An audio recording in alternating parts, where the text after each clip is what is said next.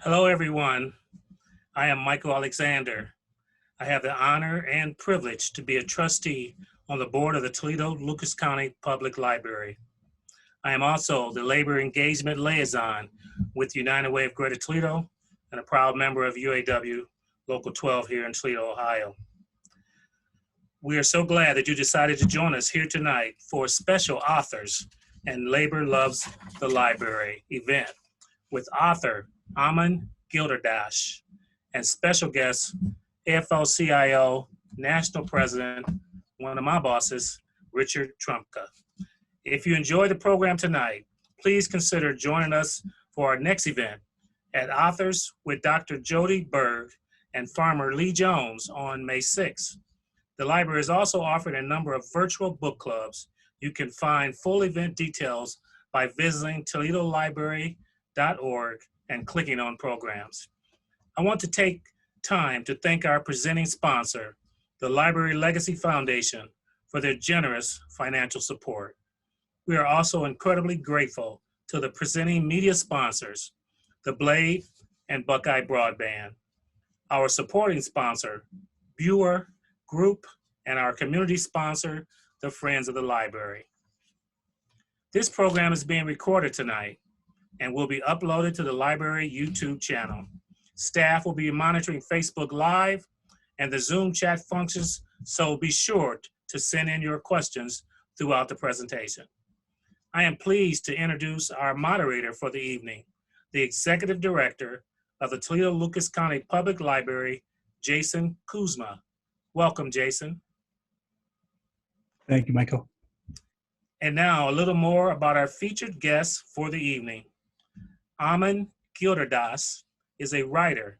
He is the author of multiple books, including Winners Take All, The Elite Charade of Changing the World, published by Canup in 2018. He is an editor at large for Time and on-air political analyst for MSNBC, and a visiting scholar at the Arthur L. Carter Journalism Institute at New York University. He is a former columnist and correspondent for the New York Times, having written the bi-weekly Letter from America and Beware Rich People Who Say They Want to Change the World. He has also written for the Times, Arts, Business, and Travel pages, and its book review, Sunday Review, and Magazine, and for The Atlantic, The New Yorker, and elsewhere.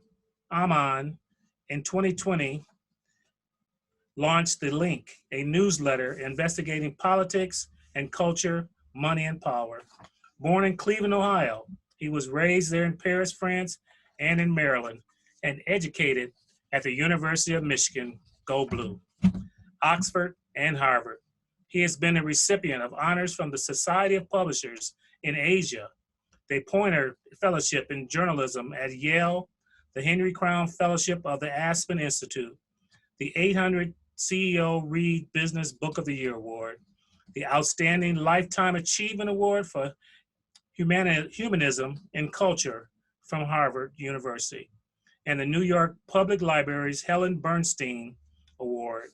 Please join me in welcoming Anand Giridharadas. Hello, everyone. Richard Trumka is president of the 12.5 million member AFL-CIO that I belong to, an outspoken advocate for social and economic justice. Trumka heads the labor movement's efforts to create an economy based on broadly shared prosperity and to hold elected officials and employers accountable to working families. Trumka was elected AFL-CIO Secretary-Treasurer in 1995 and held that post until 2009 when he was elected president. Trumka's economic advocacy extends from the kitchen table and spans the globe. He has rallied international labor support for workers struggling for justice. He has fought to end unfair trade practices and restore U.S. manufacturing strength. Trumka's commitment to improving life for working people began early. He grew up in the small coal mining town of Nemacolin, Pennsylvania. Nearly all the men in his family, including his father and grandfather, were coal miners. Trumka followed them into the mines, working there as he attended Penn State and Villanova University Law School. Solidarity and his determination to improve life for all working families have driven Trumka's life as a labor leader.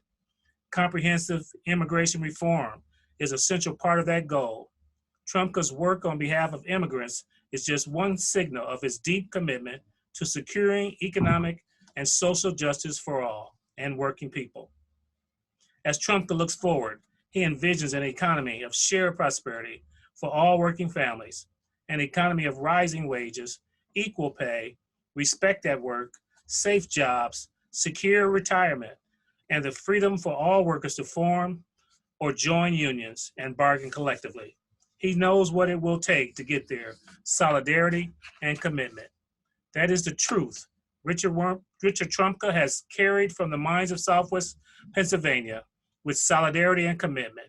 We all have a chance to work in dignity and live well. Please join me in welcoming Richard Trumka to the event.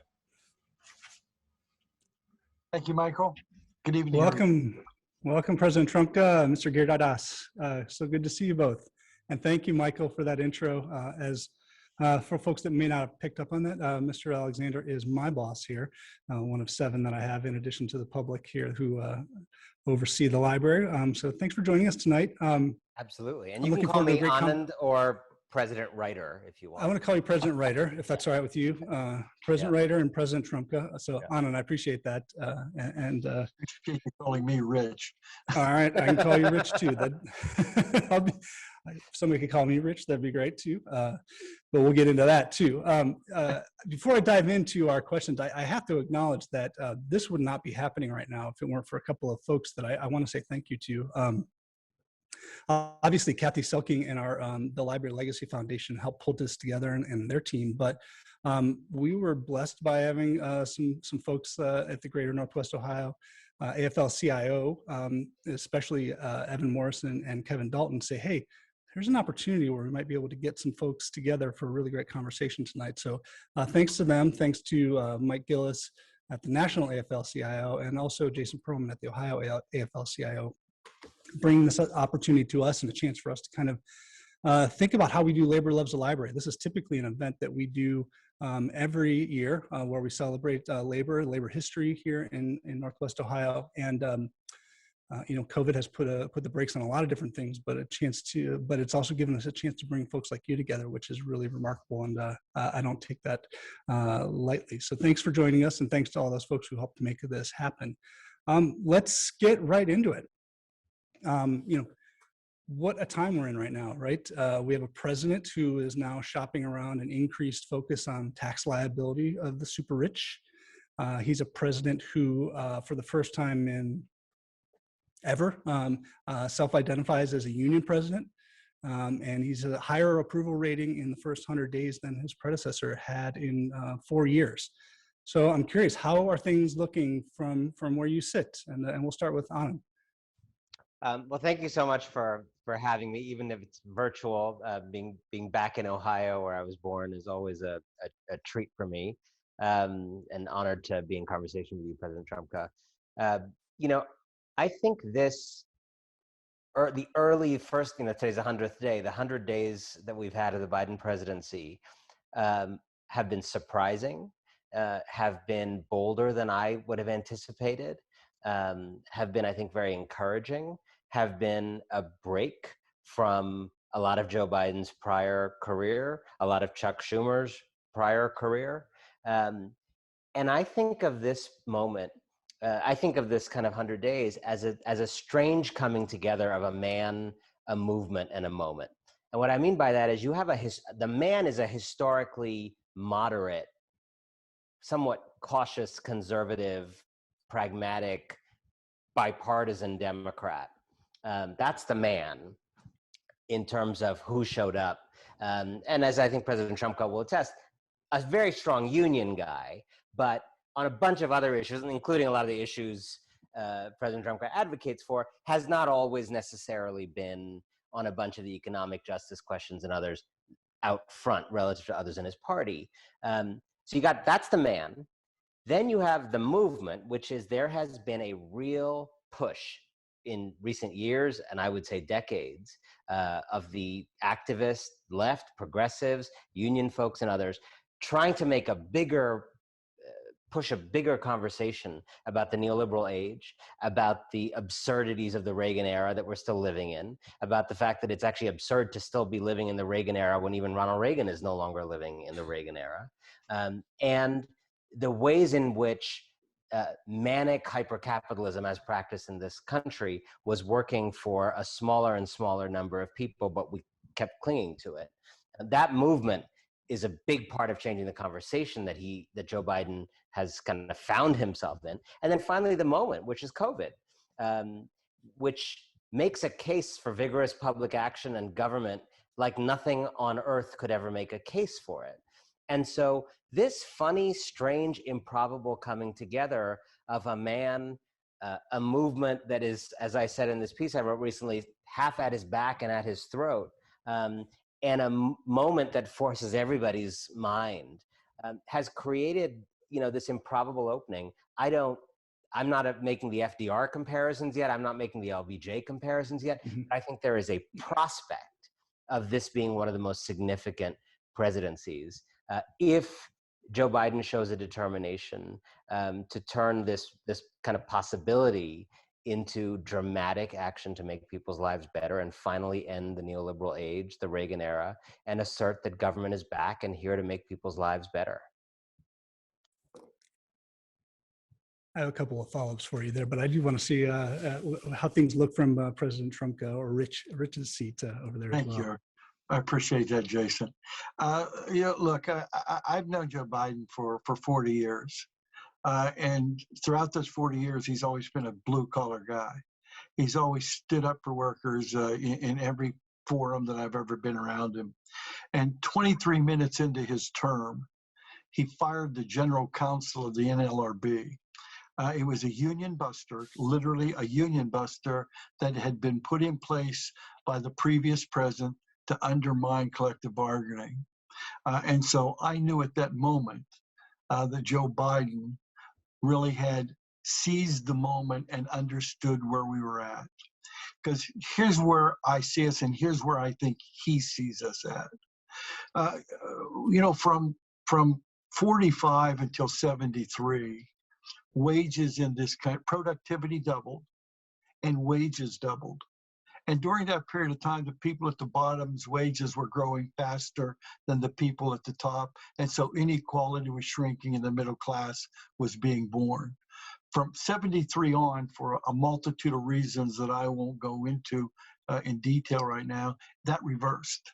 And so from 73 until today, I think we've had a 9% increase in wages over that period of time. Inequality continues to grow.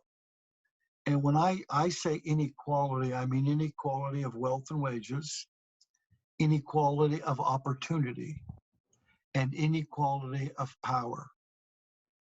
Corporations became too strong and workers became too weak. You can't fix inequality of wealth and wages and inequality of opportunity unless you fix inequality of power. And Joe Biden truly understands that.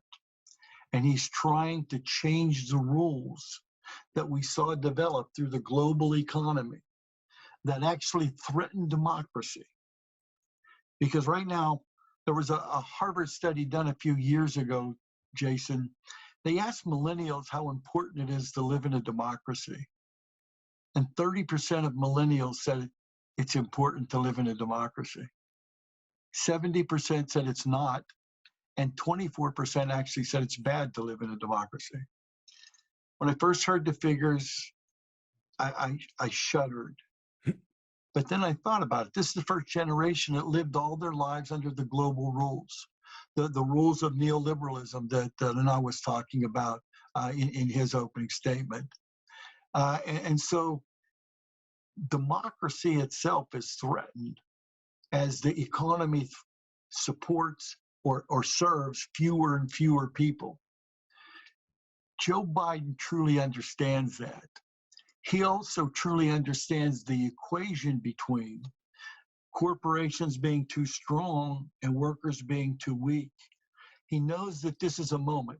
Anand laid out all the circumstances. We're at a time. We had 4 crises coming together at the same time. It required bold action. And he saw that, and he's trying to take that bold action. And it's up to us, quite frankly, to force the rest of the people that are out there making decisions, Congress, Senate, House, to take bold action as well, because Joe Biden will do that. The Emergency Rescue Act, or the American Rescue Act, was important. It's going to take 50% of people that are children out of poverty. He'll push things like that boldly, but we have to stand up and do it too. And that means there's a special responsibility on labor, on organized labor, non-union labor as well, to try to push bold and demand that the rules get changed so that all of us can actually have a fair chance. And so we reverse the story that's told in Anand's book, Winners Take All, where he talks about how the global elitists do everything they can to try to change things that they created, except have less, to do less harm. They never do any less harm, according to him. I think it's a great book. So I think the first 100 days, he's done a tremendous job. He's taken on COVID successfully, and we're in the right direction. The economy's moving in the right direction. He understands the scourge of racism, and he's openly fighting it in every way, by action and by deed. And so I think he gets high marks from our point of view for the first 100 days. So, both of you have, I think, justifiably an optimistic perspective on where we're headed. Where are those pitfalls ahead of him? Where are the things where this could go completely sideways?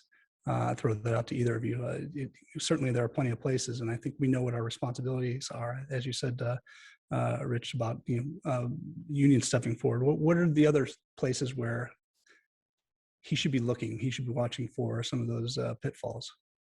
Well, I think he wants to do bipartisanship, but when it becomes obvious that the Republicans don't want to be bipartisan, I think he has to abandon that and just push forward.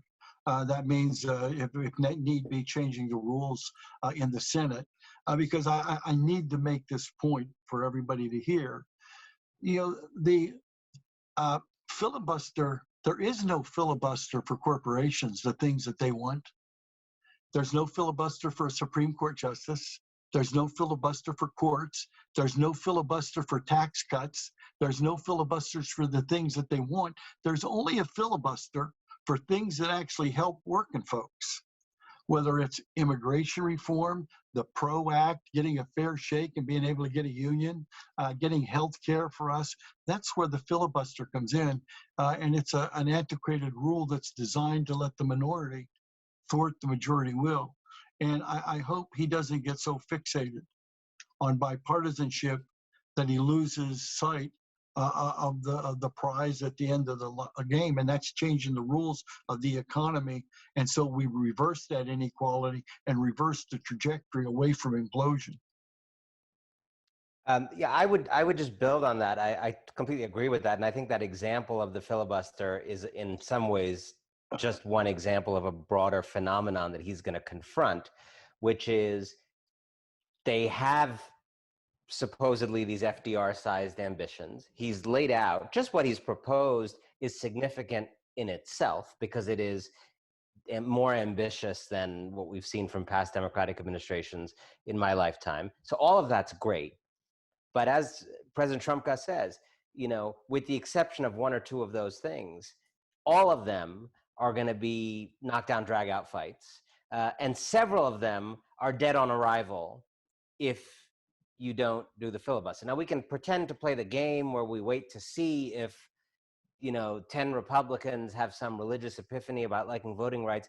I personally kind of find that like a charade. I mean, I don't know why we would wait for that when those same guys were literally inciting terrorism in January.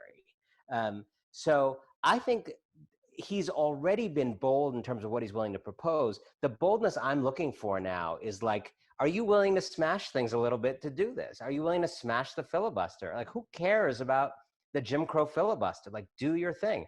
Or on student debt, right? Chuck Schumer and Elizabeth Warren want to wipe out $50,000 of student debt. He can do that. It concerns me that something he can do unilaterally that would make so many people dance in the streets would be politically good for him. What's that reluctance about? It concerns me on the $15 minimum wage when they were close. They had an issue in the Senate. Like, they could have railroaded it or tried different things. They kind of walked away pretty fast. I'm not saying it's certainly not the end of things, but we're going to need to see real fight, real muscle, the kind of I welcome their hatred vibe that we've seen from past transformational presidents. Really being willing to not just propose big things, but push the way in which our system works and doesn't work in order to do those things. Yeah, I think you do have to lay bare the system, because too many Americans have this Pollyannish belief that everything's so pristine and it just works that way. It isn't really that way. Ever since the Supreme Court started making corporations people and giving them not only all the rights of a human being, but additional rights as well. It's an unlimited right to use their money to buy politicians. I mean, you have politicians that spend $1 billion in an election to try to buy politicians. You know, that's there. In the president's defense, he did do a $15 minimum wage on the federal side. Anybody that does business with them has to pay $15 minimum wage, which is a good thing. The other pitfall out there, Jason, that I would mention is complacency. It's too easy for us to get frustrated when things don't go right and just say, okay, that's it, we quit. That's really when we have to bear down and get more determined to change these rules, because these rules as they're currently constituted literally threaten our democracy and our system. They threaten it because workers right now believe that neither the economy, the economic system, nor the political system works for them. They don't think either one works for them. And so Joe Biden is actually restoring some faith in that, because he is standing up for workers. Everything he talked about last night, quite frankly, was a blue collar. It was kitchen table economics and helping us. It was a bold speech that I was impressed with. And I would say it was the boldest speech and the most pro-worker speech any president's ever given. And I've heard a lot of comments about that. My members have commented about it. And that speech last night has really encouraged and inspired workers to get back up on the horse and start getting engaged politically and getting things done, pushing people. And I think that's tremendous. You already anticipated my next question that I was going to throw to Anand, which was, Anand, in Winners Take All, you write, and Richard was talking about how corporations as people, and they enjoy all the benefits of people. And in your book, you write about how the sort of window dressing of trying to pretend that there's change while still not affecting the bottom line or ultimately affecting their power structure. What role, I mean, we're sitting here with, the head of the largest labor union in the country, and what role does organized labor play in addressing that, or kind of coming to grips or helping counter some of that power? Well, first of all, you have to start by diagnosing, as President Trumka said earlier, the fundamental problem in this country. One of the 2 or 3 fundamental problems we can talk about is that since the 1970s, the balance of power between corporate America and every other kind of sector of society has gotten barbarically out of whack. Not just out of whack, barbarically out of whack. Out of whack in a way that steals lives, steals health, steals life chances, steals dreams, steals possibilities every day, and has wrought an untold amount of suffering in people's lives, and has also cost this country as a collective so much of our potential. And so the answer to a winners take all world, as I call it, is a world in which the winners take less. And I'm going to, first we'll disabuse anyone of the notion that the way you get the winners to take less is voluntarily. That's not going to happen. I can even just save you the 300 pages. They're not going to take less voluntarily. So you don't even need to read my book now. So now once we skip that, then the question becomes, how do you get them to take less? How do you force them to take less? Which may sound more violent than it is. It's just called policy. That's what taxes are for. That's what regulation is for. That's what labor unions are for, right? And those are all, like, just think about some examples. You know, kids have these little fingers that are very, very good for manufacturing certain things. And those fingers once used to be used in factories. And then from one night to another morning, they were not used anymore. And the reason was not that factory owners found religion or, you know, woke up with a pain in their heart. They were forced to not use children. And I bet they didn't like it. Or weekends. People didn't have an epiphany about suddenly wanting these workers to get a little time off on Saturday and Sunday. People didn't have an epiphany around, you know, maybe they should only work 40 hours or get overtime after the 40. None of these were epiphanies. None of these were religious awakenings. None of these were, you know, someone read a book on vacation and then felt bad and came to work with a new management theory. This was all forced on corporations through movements that affected policy, law, and the rules of the road.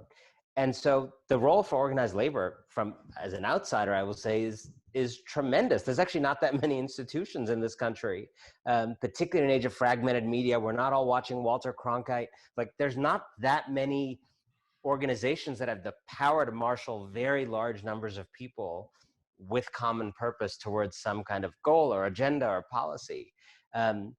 And, you know, I'd love to hear President Trumka speak more to this, but I think one of my concerns is, because the economy has moved in a way where so many people are gig worker, the Uberization of the economy, and part-time and delivery, like, it seems like more and more of the labor force is not even subject to the union world as we understood it. And we're going to need to figure that out so that this can be a movement that encompasses everyone who works in whatever way they work, in whatever kind of way they're able to access work, and really build a sufficient base of countervailing power to change those rules of the road.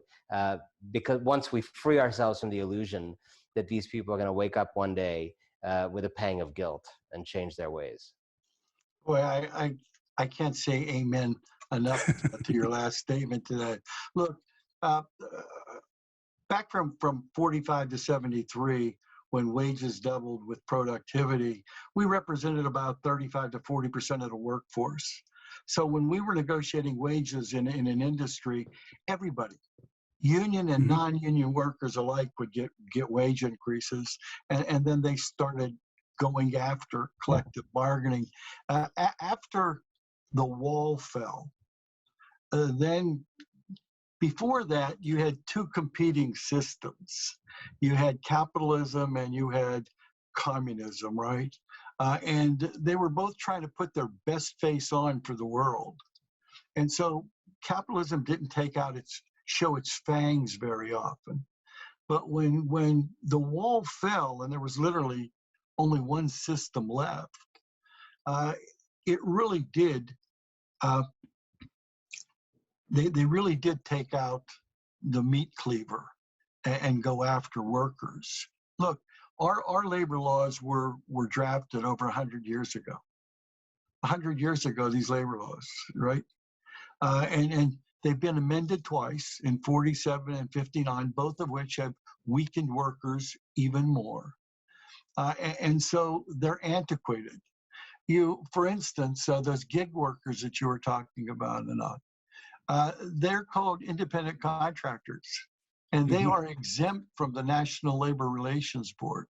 You can't even organize them because they're exempt. You can't exempt farm workers or agricultural workers or things like that unless the state allows you to do that.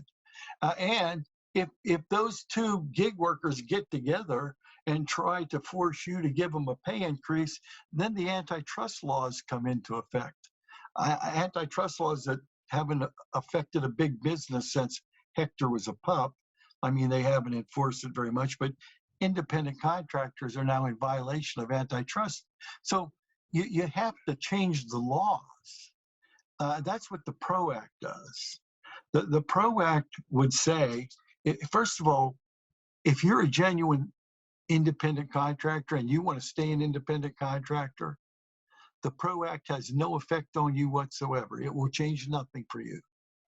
If, however, you and your fellow workers out there that are independent workers, like at Uber or Lyft or other places like that, if you want to get together and you want to negotiate with your employer to get better wages, better working conditions, et cetera, the PRO Act as written would allow you to do that.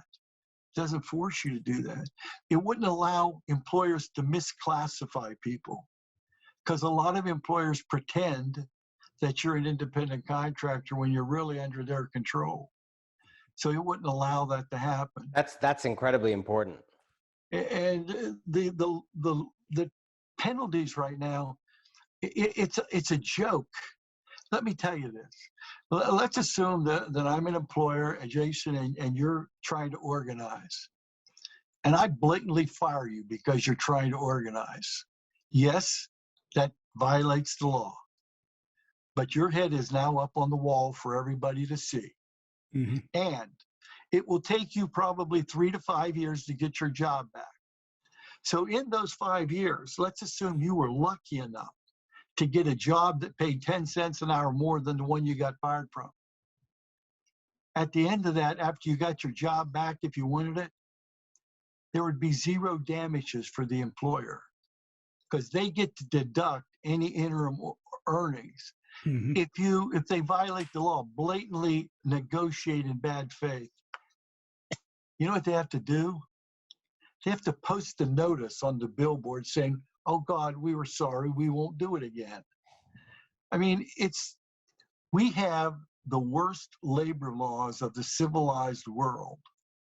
They're 100 years old and need to be changed so that workers can get a fair change, and we can rebalance the scale between employers and employees and corporations. Because Anand told you that corporations are just way, way, way too strong. You know, let me give you just one example.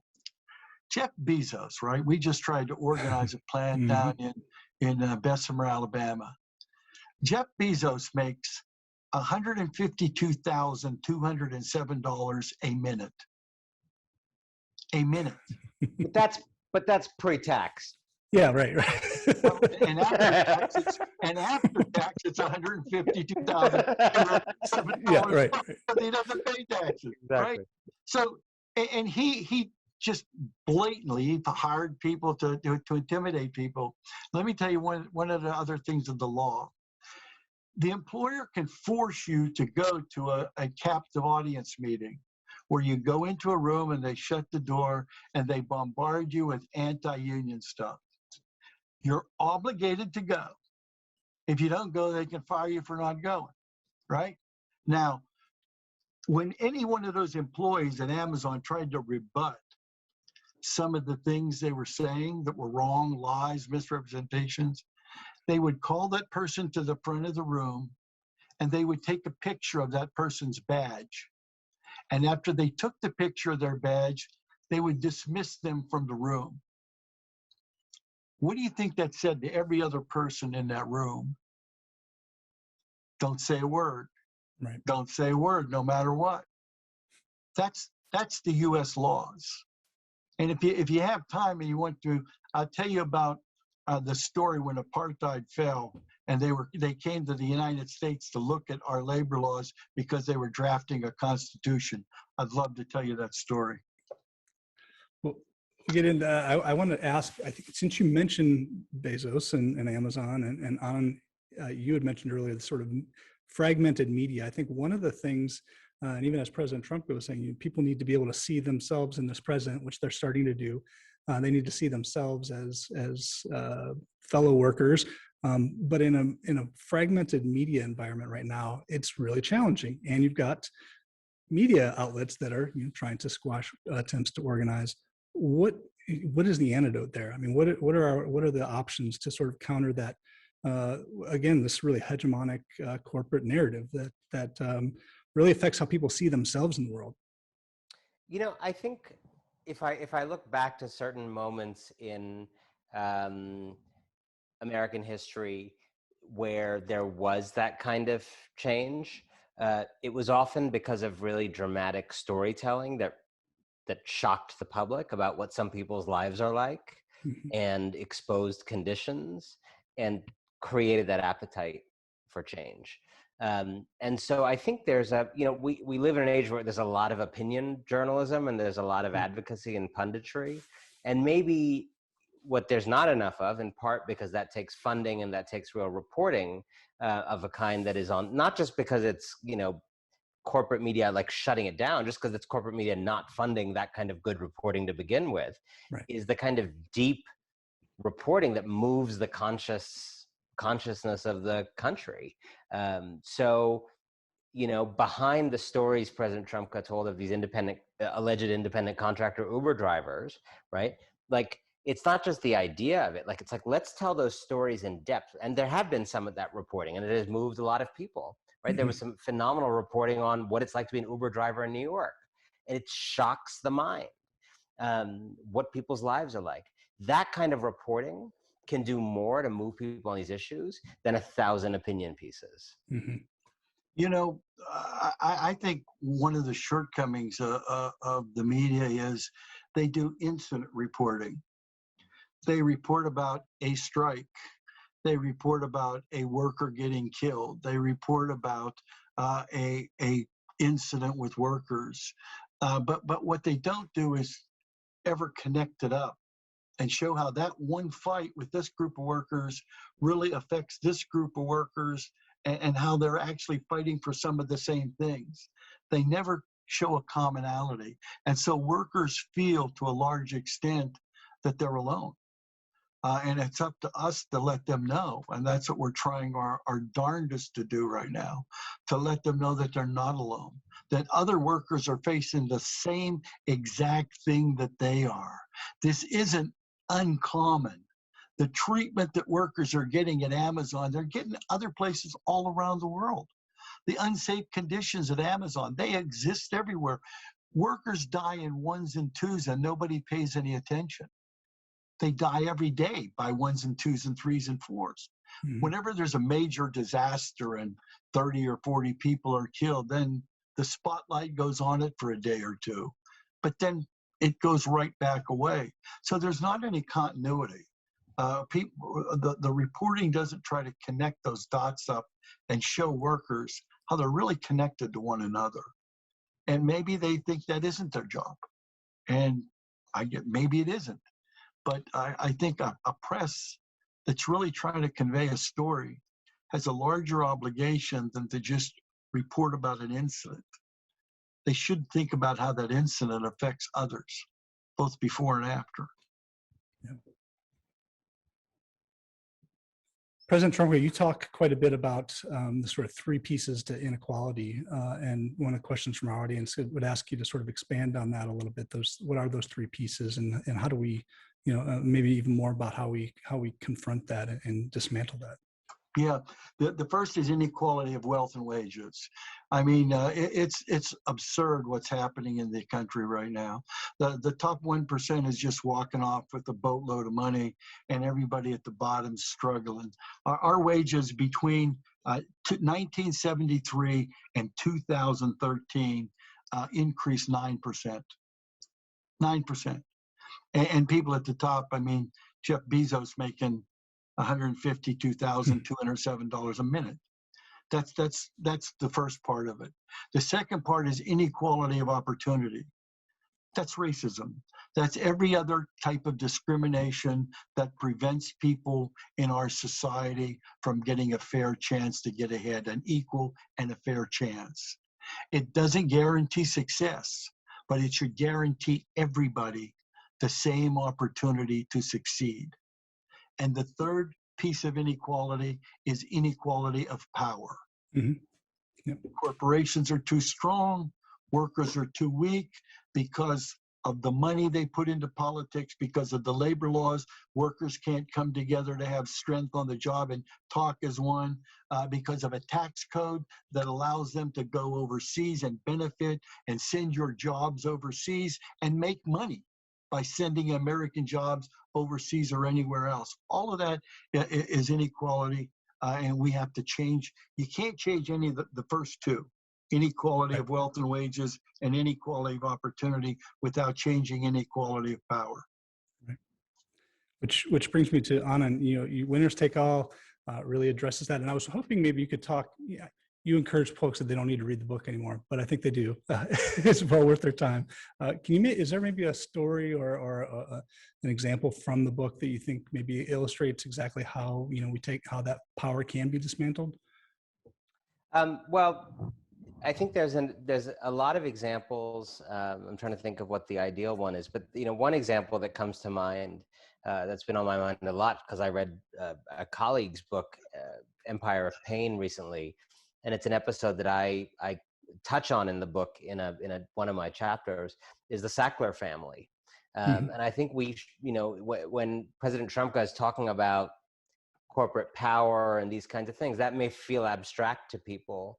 Let's be really precise about what this looks like in one example, right? You got the Sackler family, which is a wealthy family based in New York, gets into, starting the 50s, medical advertising. Three brothers who are all doctors, medical doctors and entrepreneurs.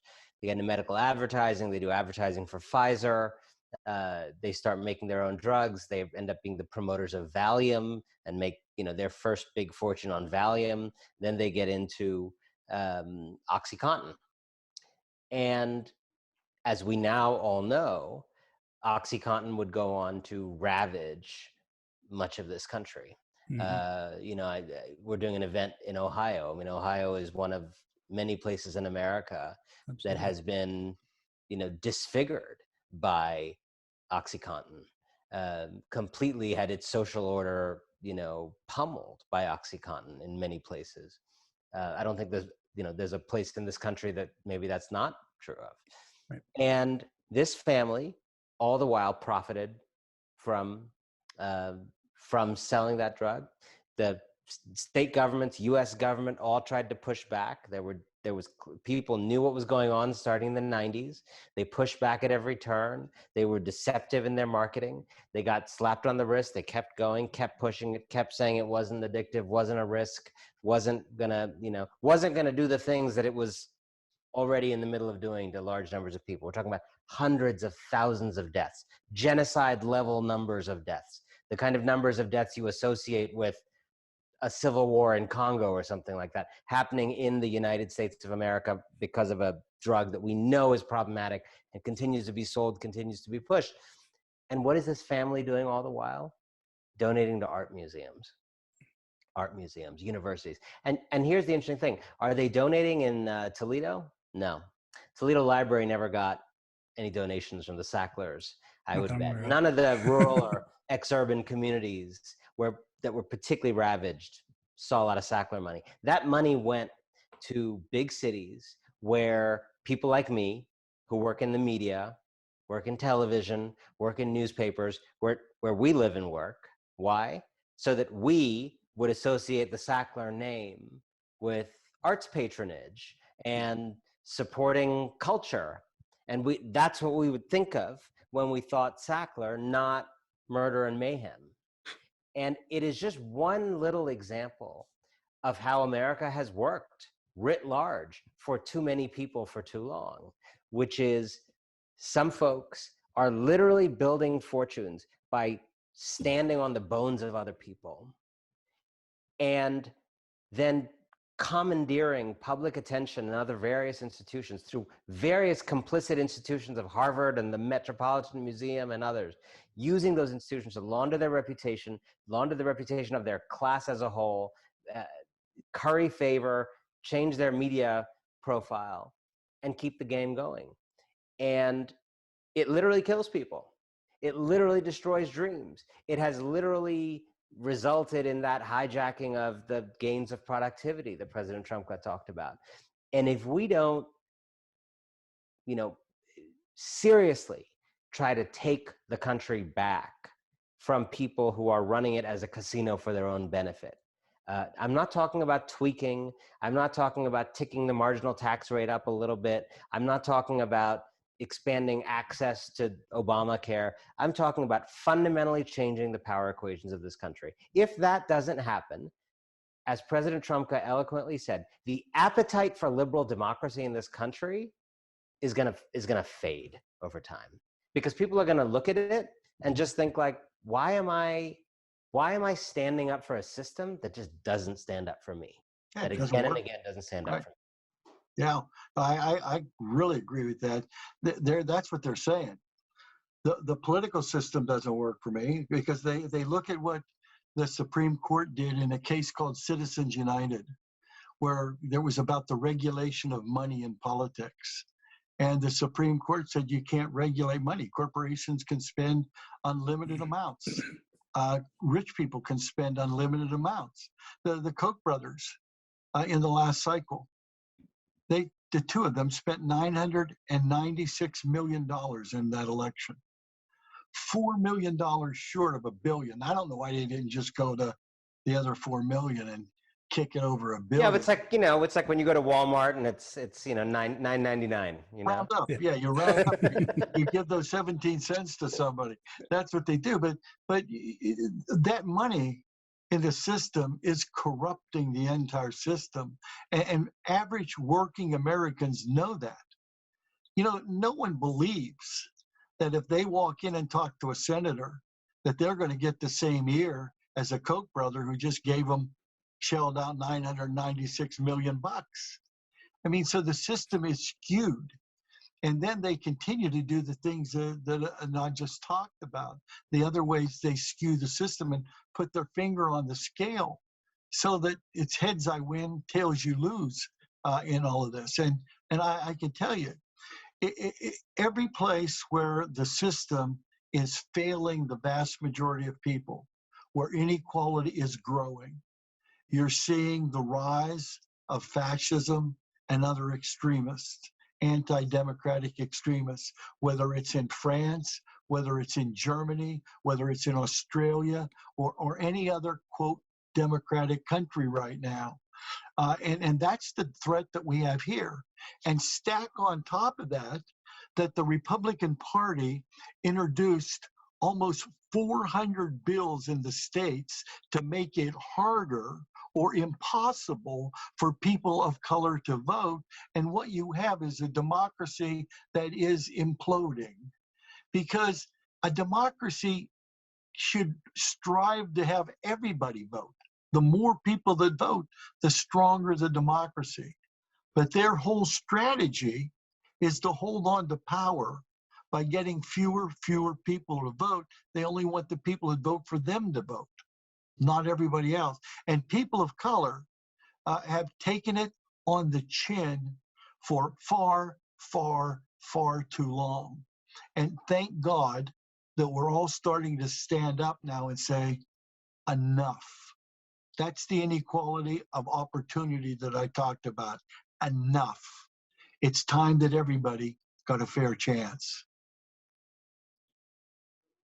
It feels difficult for folks to think about systemic inequality. It feels difficult for us to see ourselves individually dismantling that. There's certainly power in organized labor, power in organized communities.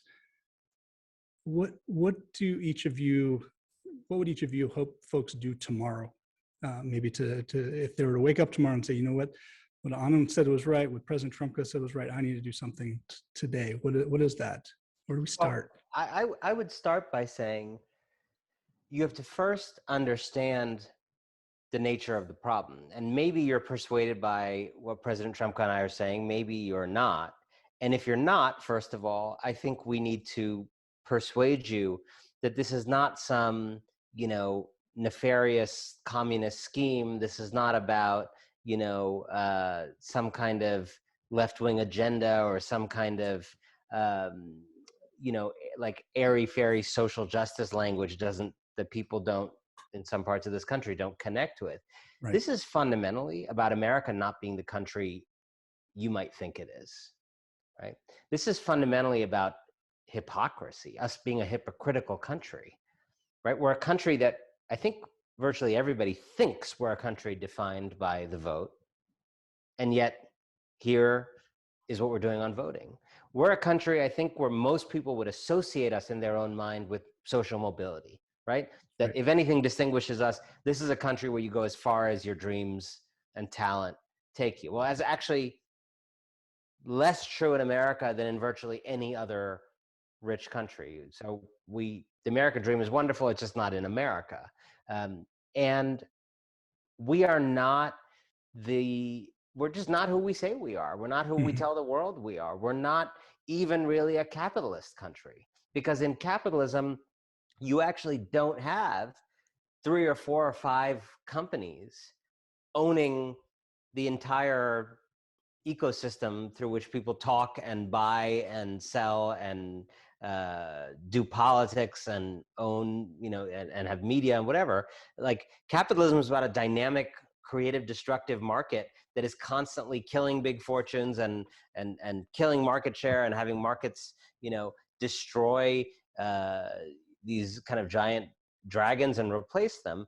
That doesn't really happen anymore because we have monopolies more than we have capitalism. We don't really have a free market. We have, kind of these like Soviet style giant companies that call themselves capitalists, but basically use access to bureaucrats and politicians, as in the Soviet Union, to like protect some turf for themselves. So we are not who we think we are. And I think we need to really communicate that to Americans, because that may appeal to people who are not ideologically aligned with some of this program. And then in terms of like what people do, pick whatever your issue is, right? Pick what you think is not working, whether it's your kid's school or whether it's, the way vaccine distribution is going, or whether it's the fact that your healthcare claims keep getting denied, or pick your issue and then do the analysis instead of just, gravitating to some small little fix of the kind that we've been pushed in the neoliberal era.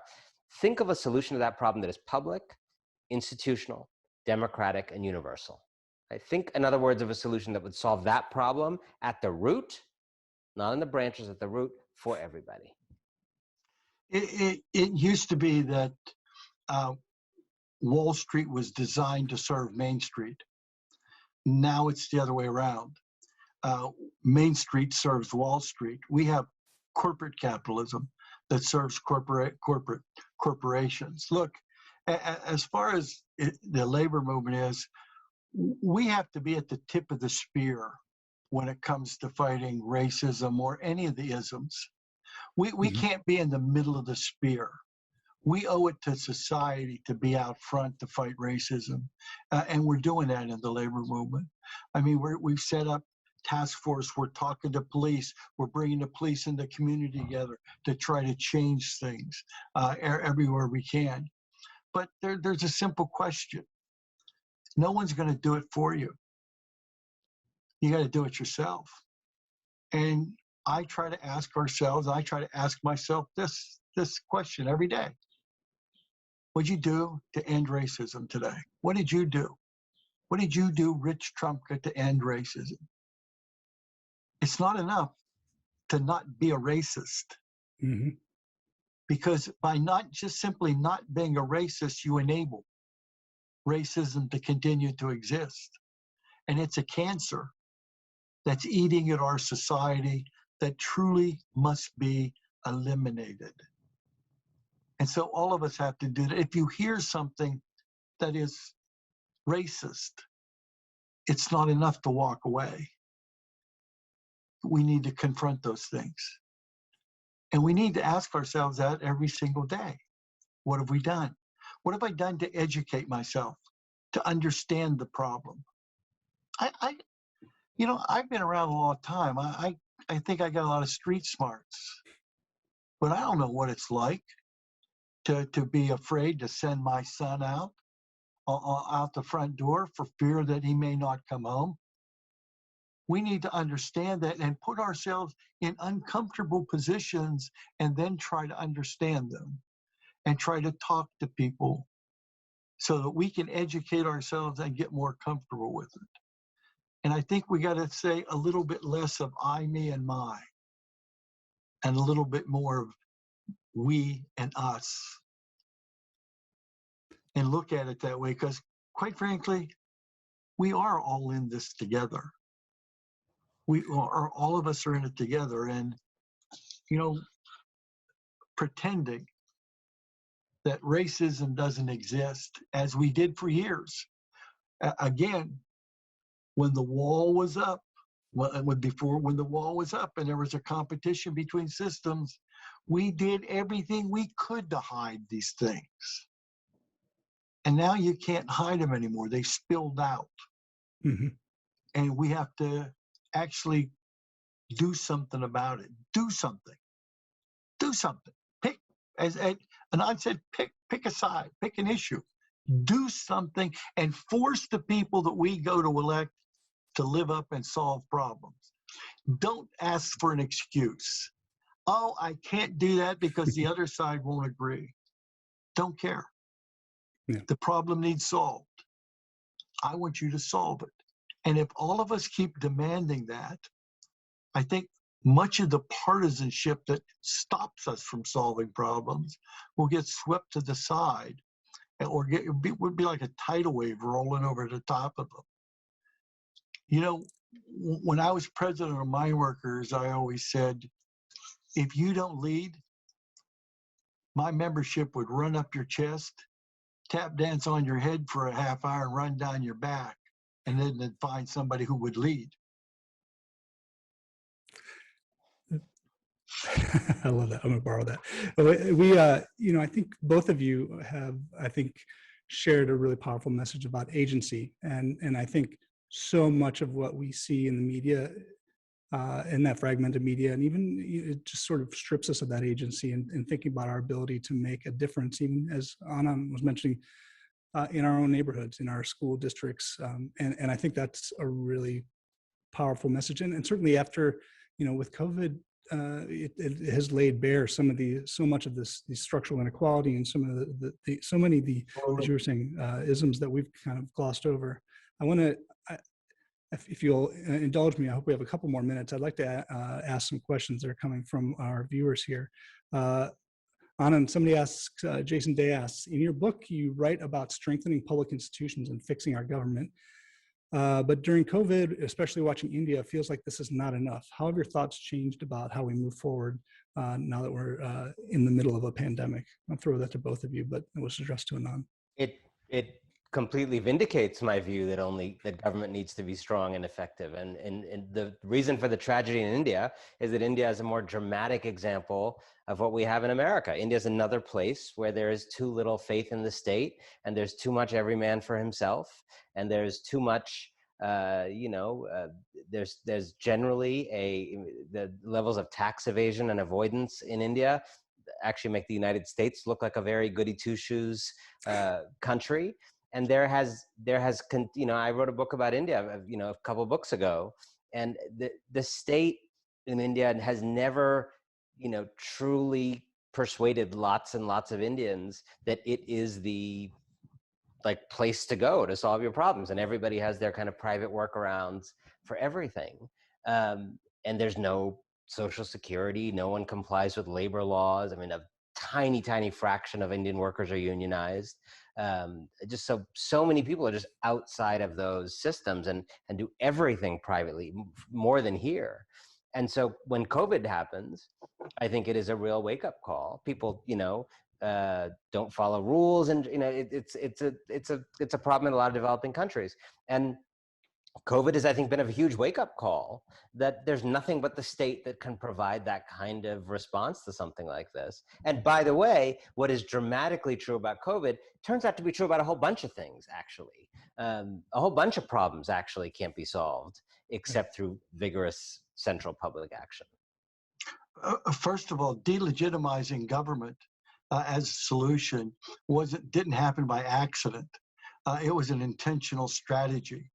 Neoliberalism and austerity politics actually has to delegitimize government.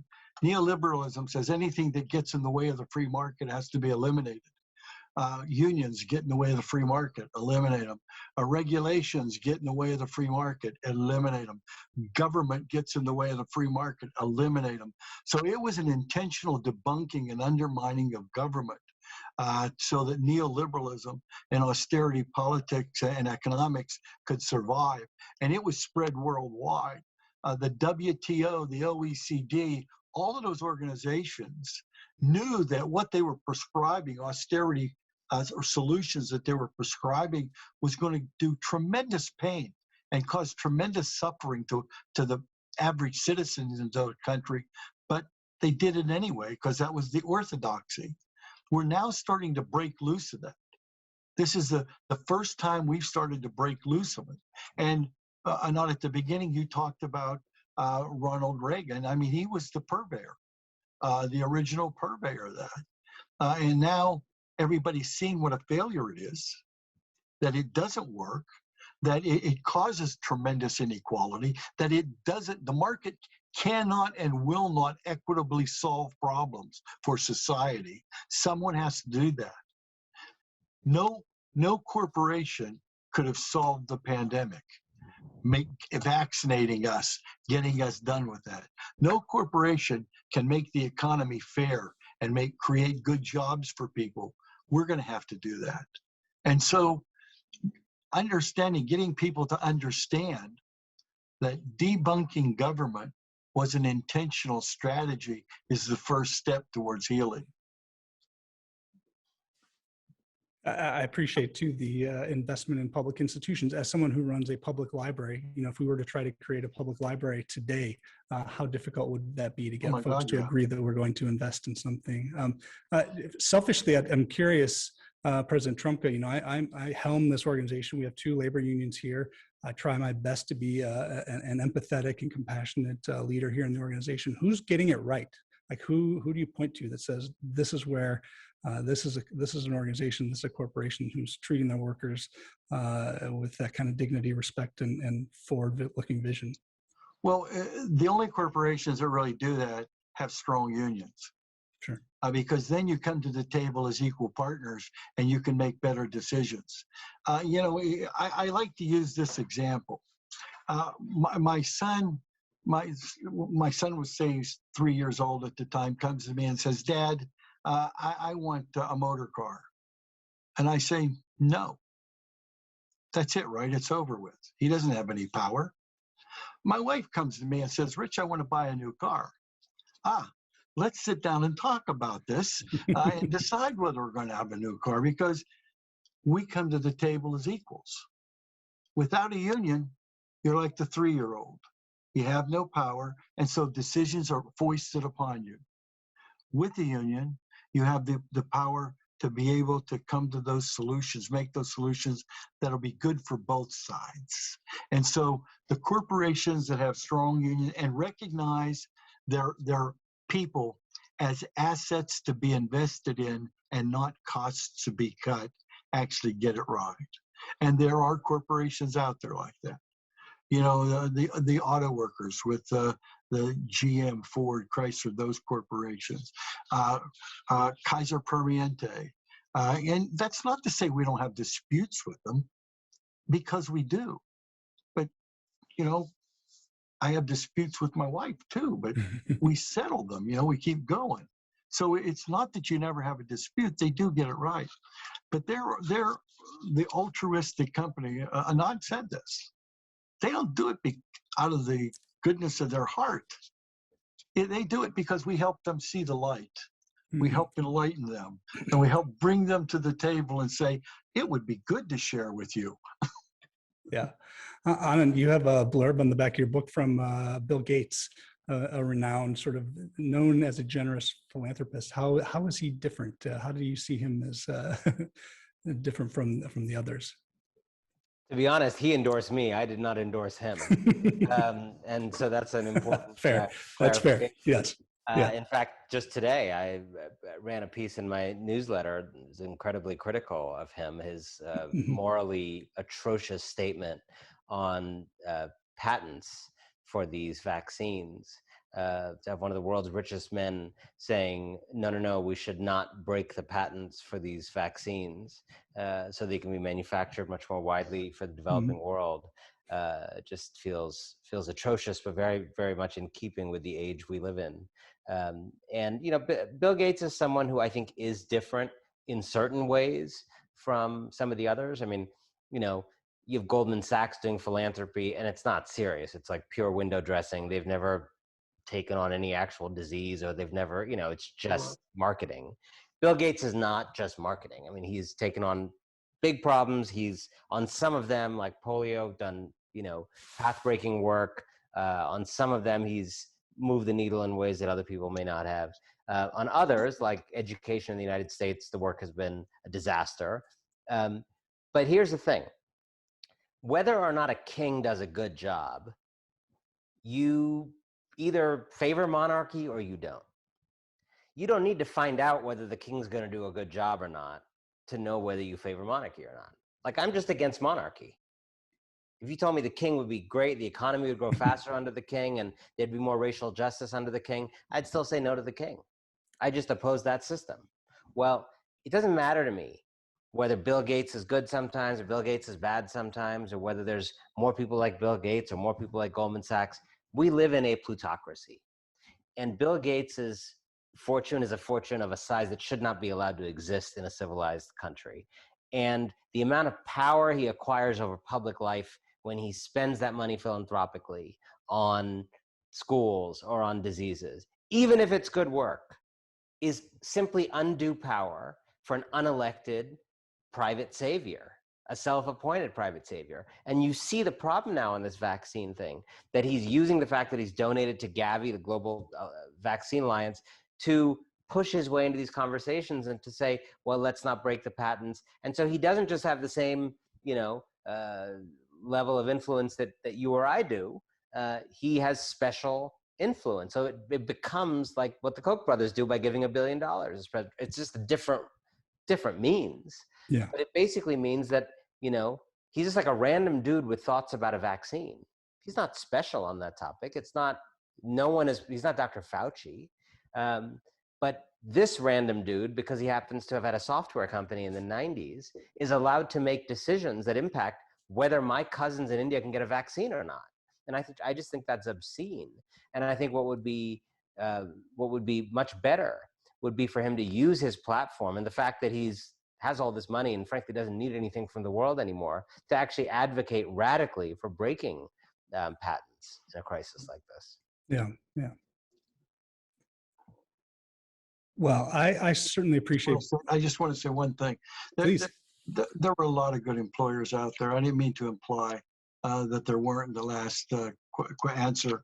I just think that they get better when they work with their employees through a union, because you sit down as equals and you make decisions that are better for both sides. Absolutely. Yeah, I didn't take anything away from that other than that from your answer. So I appreciate the clarification, though. Honestly, I really appreciate both of you taking the time today, President Trumka, Anand Giridharadas. Anand, where can folks find more about you if they want to follow you? You mentioned the newsletter. Well, they may want to hear less from me after this, but if they want to hear more, they can check out my newsletter, which is the.inc. It's a lot of interviews with folks. We have an interview with Senator Chuck Schumer that I did today that's going to run tomorrow in the Inc. He had a lot of interesting things to say about the first 100 days. Lots of interesting folks that I talked to for that. And on Twitter, where I spend more time than I should, at Anand Writes is the handle. Excellent. Thank you. President Trumka, anything you'd like to share with folks they might follow up with? No, I just want to say thanks. I want to say thanks to the Toledo Lucas County Public Library for sponsoring this tonight. But more importantly, you know, I want to thank you for what you do for working class kids every day. You know, working class kids can't afford to buy books a lot of times, but they can always go to the library. And that's why public libraries are so absolutely essential for our society. And for adults to be able to continue learning.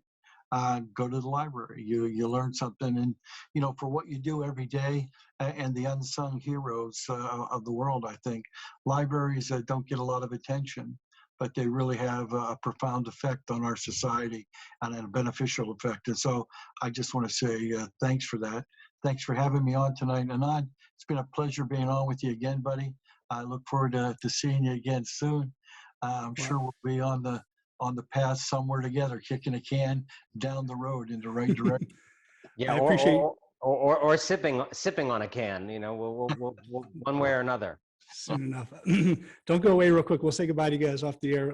But I appreciate you mentioning that, President Trumka. We spend a lot of time disabusing folks of the myth that the public library is just a place where you get books. I mean, we are a workforce development engine and certainly a leveler of access and privilege here. And I appreciate you acknowledging that.